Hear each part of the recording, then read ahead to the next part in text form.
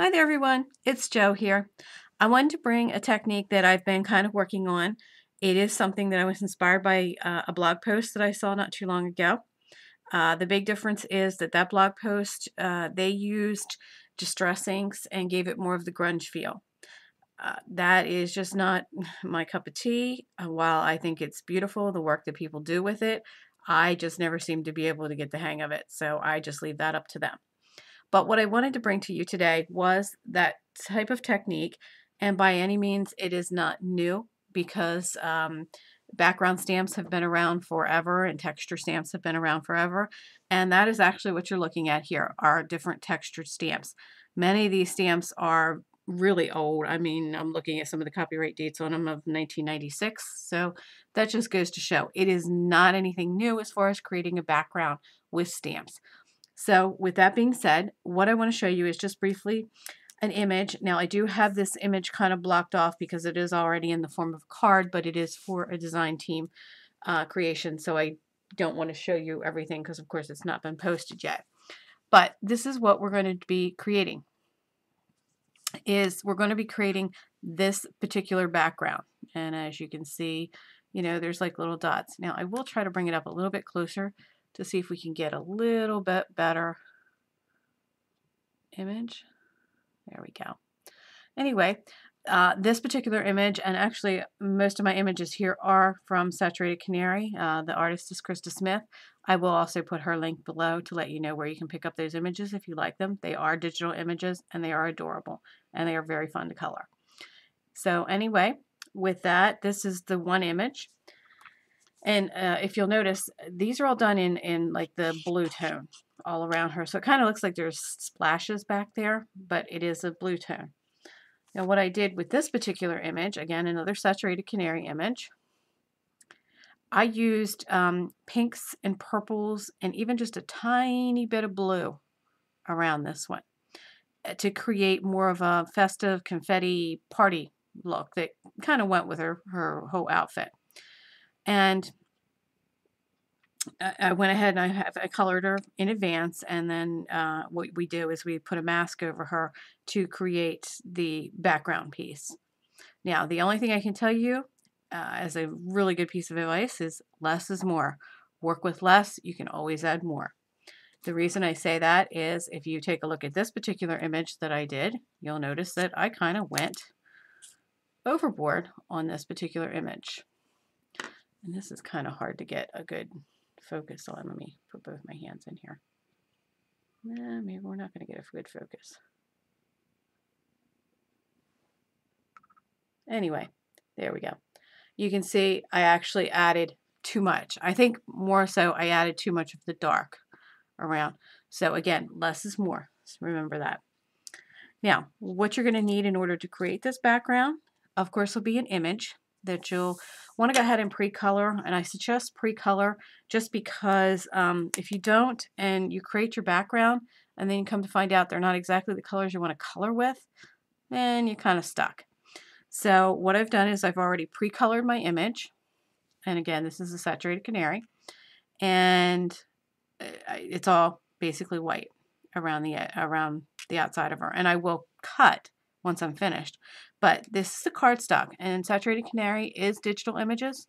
So what you'll want to do is when you print your image on cardstock, you'll also want to print your image on some sort of maybe a basic copy paper so that you can cut out and make your mask. And the reason I say that is because digital images, I don't know about you, but I don't always get them the exact same size every time, unless you would write the size down, that you'd want to use. But anyhow, that's what I would suggest with that. So you will need your image and a mask. And you're going to also need some different colors that you're going to want to use. As with this one, I've kind of went with like a purple and gray tone. So for my dots, rather than doing blue like rain or anything like that, because this is kind of it's rainy, maybe windy day out. So I'm going with various, I've got some grays here. I'm using a VersaFine and a Marvy Matchable. And I am using dye-based inks, and that's what I would recommend to use, is a dye-based ink. And then I also have some that's Seashells is Cool Paris, I think is how it's said. and that's made by Ranger, and another VersaFine in Imperial Purple. And that's my colors I'm going to use. You're also going to need some kind of an inking tool, and mine is a homemade inking tool. You can use the Ranger Ink Essentials, you can use a sponge dauber, whatever you want to use, but I had a bunch of wood mounts that I had unmounted a lot of stamps from, and I also had a Velcro mounting system that I used to use and I no longer use, so I have lots of Velcro left over. So what I did, I created my own removable pad. And what I'm using for that pad, it is made by Rangers. It is Ink Essentials. And it's just a stamp pad foam where you can create your own stamp pads, or you can create something like this. But it's just, you know, a nice foam to be able to do that. And then, of course, you're going to need stamps. And this is a wide variety. Many of these are not even made anymore, but it's just to show you that texture has been around for a long time, and they're still making different textures. These particular ones are made by Dots, which is now actually close to my heart. These are really, really rather old. They don't actually have copyright dates on them, so I don't know how old, but I'm going to guess probably late 90s.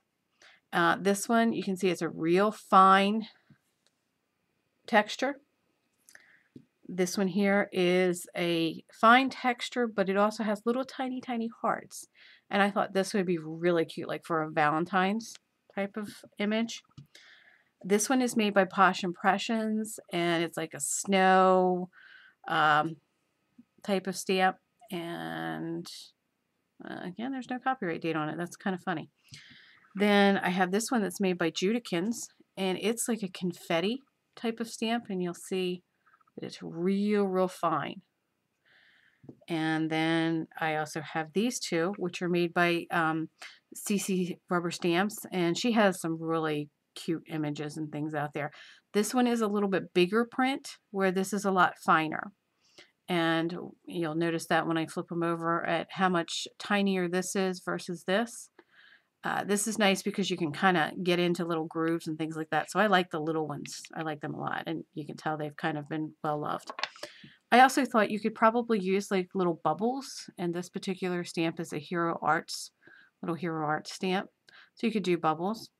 Now the stamp I'm going to be using today is actually one that is a foam mounted stamp. Kind of see. And it is made by SAR, S-A-R, which stands for Some Assembly Required. Now, I did pick this up at a convention quite a few years ago. I'm not sure if they still make this stamp. I know they are still in business. You may want to just email them and ask if they may still carry it, or if they, you know, have some leftover someplace in a warehouse. But I really, really like this, and this is one of the very few stamps that I ever keep out or keep in my desk drawer, because I tend to pull it out and use it on different things just to create soft backgrounds. So this is what we're going to be using today. So let me just move some of these stamps out of the way, and we'll go ahead and get started. So we're going to start with my image, and I'll try not to stick my hands too much over the image as I'm doing the work. I tend to do that. So we're going to go ahead and lay the mask over the image and try and get it covered as well as possible. Now, the key is less is more. I can't stress that enough, as you can see from my kind of boo-boo image. And I'm going to start off with my lightest color first, and that is this cool Perry, I'm not even sure how it's pronounced. And I am never going to stamp directly from the pad onto the image. I'm going to always stamp off first, so you'll want to have some scrap paper underneath of you.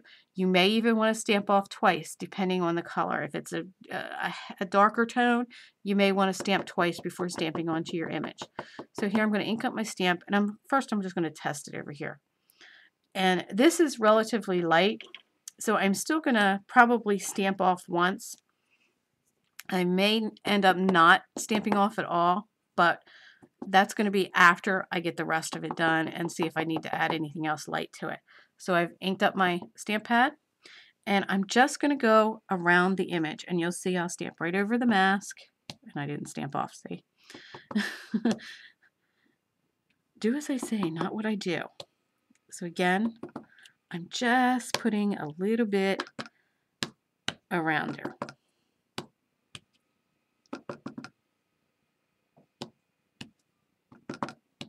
And it's not going to be a lot to start with, just because I want to create a little bit there. And I am leaving a little bit of white around the edges, not a lot. We may end up filling it in. It just depends on when I'm finished working. Now, my next color I'm going to be using right now is actually the VersaFine Imperial Purple.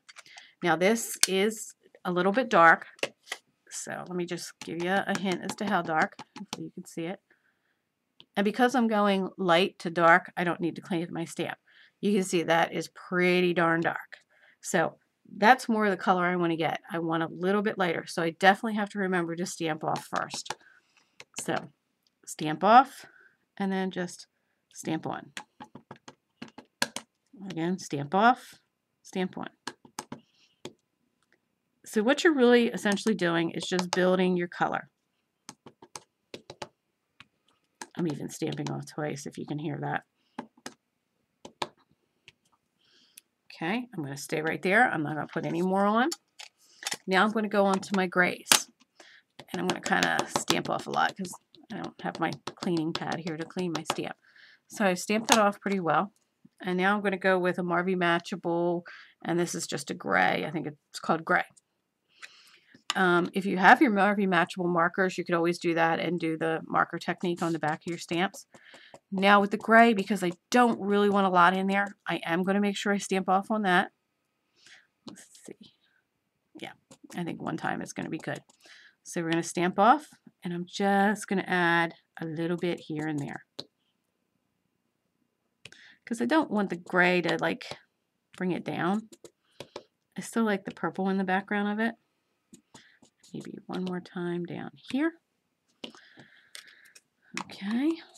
And now I'm going back on to another VersaFine, and this is called Smoky Gray. This is actually a light gray. Again, let's give it a test. It's pretty light. It's actually even lighter. I think a one shot. I don't even think I need to stamp off on this. And again, I'm going to go around my image. Not a whole lot. And I'm not even trying to get the same pressure all over. Okay, so now I'm going to take a sneak peek and see, is this enough? And honestly, I think it is. I think I'm good with that. I like it. It's not too dark or anything like that, because remember, we're still going to be sponging. Now, I want to still create more of purple than I do the gray. So I'm going to actually sponge with my purple. And I think I'm going to sponge with my lightest purple, which was that cool Perry. And I'm going to use a sponging tool, and I'm going to ink it up. But I want to kind of, actually this I might end up having to go a little bit with the darker one. Let me take another look. Sorry, I didn't have this all together. Nope, I'm staying with the light. Because again, less is more, less is more, less is more. Okay.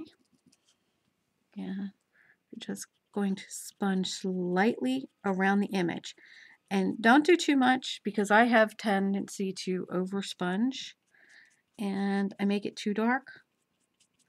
And I don't really want to do that. I just want to soften. And again, I apologize that my hands or my arms are going to be in this a little bit. It's just kind of difficult not to.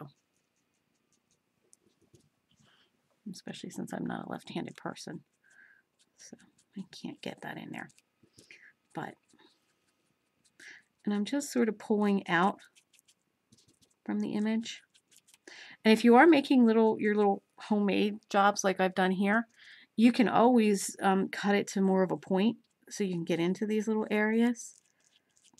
But again, we're going to see what we come up with, what we have here. So I've done some sponging. And now let's kind of just take another sneak peek. I'm not quite getting as soft a look as I want there. So, oops. Let's see if we can't. Let's get it a little bit more. Again, apologizing for getting my arm in here, but I really want to see what we can get out of this as far as some darkness around there. Don't want a lot. I might have to go to a little bit darker. I'm not sure, but we'll see. I'm hoping not, because I do like this color.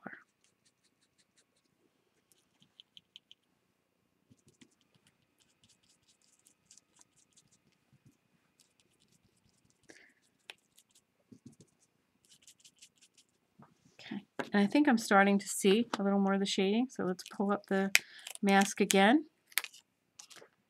And you can see there's just a little bit of shading there. I may actually go a little bit darker, but I think I might try and find a different pad kind of in between the Cool Paris and the Imperial Purple. May even try a little bit of gray, but just essentially that's what I'm doing. I'm creating a soft background. Let's see if we can get this focused in. Yeah, I think I'm definitely going to be using a little more sponging, maybe even trying and use that Cool Paris but build up. But anyhow, I just wanted to give you a quick look at how to do this. It's really simple and I really like the effect. Now, if you don't like a lot of white, or maybe once you cut it down, it's still, you've got a few spots, what I would do is I would just take whatever your very lightest color was, stamp off, and just kind of barely touch around it to give it a little bit more color where you don't have all that negative white space. Anyway, I hope you've enjoyed the tutorial and that you will give it a try. And I thank you for stopping by today and hope to see you again real soon. Thanks.